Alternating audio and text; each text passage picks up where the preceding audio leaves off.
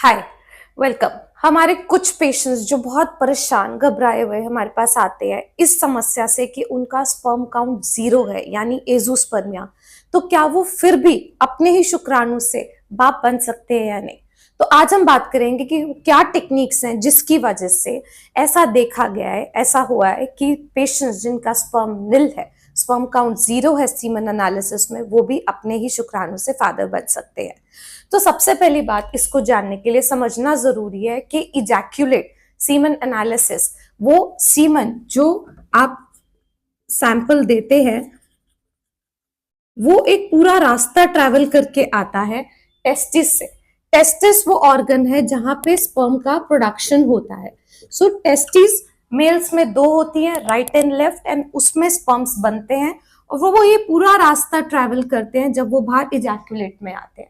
तो इस इजैक्यूलेट का किया जाता है सीमन एनालिसिस, और सीमन एनालिसिस में अगर जीरो स्पर्म्स है और कभी कभार स्पर्म्स बहुत कम होते हैं जिसको कहा जाता है ओकेजनल स्पर्म्स, या फिर काउंट मोटिलिटी, दोनों बहुत कम होते हैं। इन तीनों ही सूरतों में ये जानना जरूरी है कि क्या वाकई में स्पर्म्स टेस्टिस में बन रहे हैं या नहीं बन रहे हैं, और इसको जानने के लिए करवाए जाते हैं कुछ ब्लड टेस्ट। ये हार्मोन के टेस्ट हमें ये अंदेशा देते हैं कि शरीर में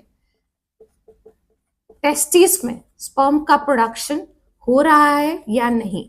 और इसमें ये हार्मोन जो टेस्ट किए जा रहे हैं वो है एफएसएच, एलएच, टेस्टोस्टेरोन, और इसके अलावा थायराइड और प्रोलैक्टिन हार्मोन का भी रोल रहता है स्पर्म प्रोडक्शन के अंदर।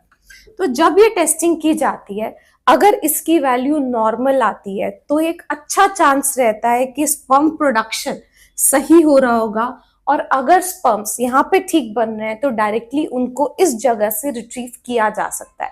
नॉर्मल रिपोर्ट ये अंदेशा देती है कि कहीं इस ट्रैक में रुकावट है जो किसी भी लेवल पे हो सकती है, जो आपकी पिछली किसी सर्जरी की वजह से, कुछ इन्फेक्शन की वजह से हो सकता है आ गई हो, और जिसके कारण यहाँ बनने वाले स्पर्म ये रास्ता अब ट्रैवल नहीं कर पा रहे हो।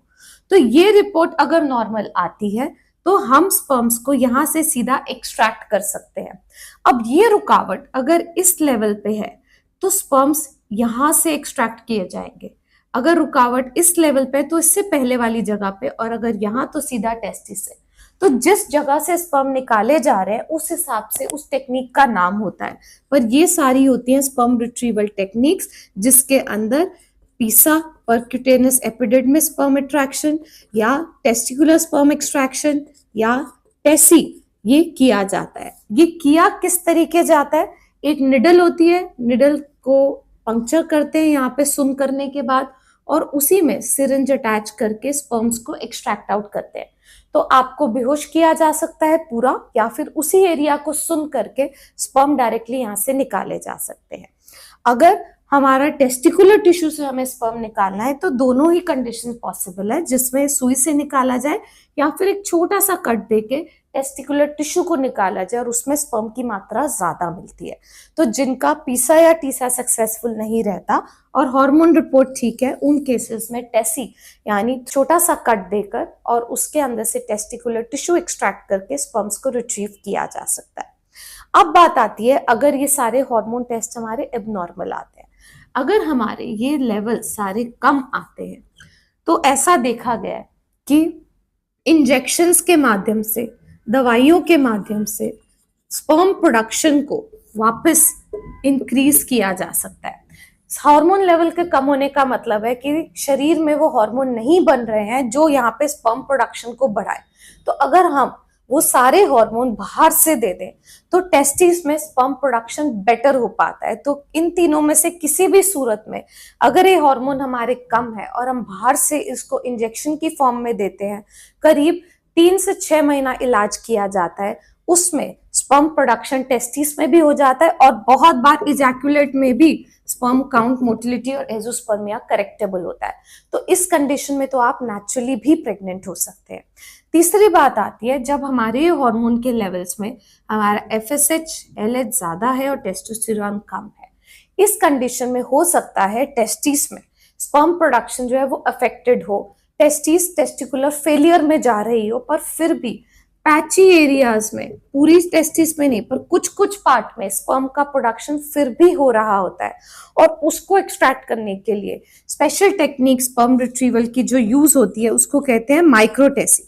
माइक्रोटेसी में माइक्रोस्कोप के नीचे देखते देखते सिर्फ वही एरियाज में से स्पर्म्स को निकालते हैं जिसके अंदर लग रहा होता है कि ये हेल्दी है और स्पर्म प्रोडक्शन हो रहा होगा। तो ऐसी सूरत में भी आज की डेट में माइक्रोटेसी से स्पर्म एक्सट्रैक्शन पॉसिबल है। और ये बात बिल्कुल ध्यान में रखिए कि अगर स्पर्म स्पर्म रिट्रीवल टेक्निक से निकाले गए हैं, यानी टेस्टिस से डायरेक्टली या एपिडिडमिस से डायरेक्टली निकाले गए, तो वो सिर्फ और सिर्फ इक्सी आईवीएफ यानी टेस्ट ट्यूब बेबी में ही इस्तेमाल हो सकते हैं। नेचुरली उनसे प्रेगनेंसी का चांस नहीं रहता है। अगर आपके और कोई भी सवाल है या आप हमसे कंसल्ट करना चाहते हैं तो हमारे व्हाट्सएप नंबर पे हमें मैसेज करें और कंसल्टेशन बुक करें। We would be happy to give you a consultation.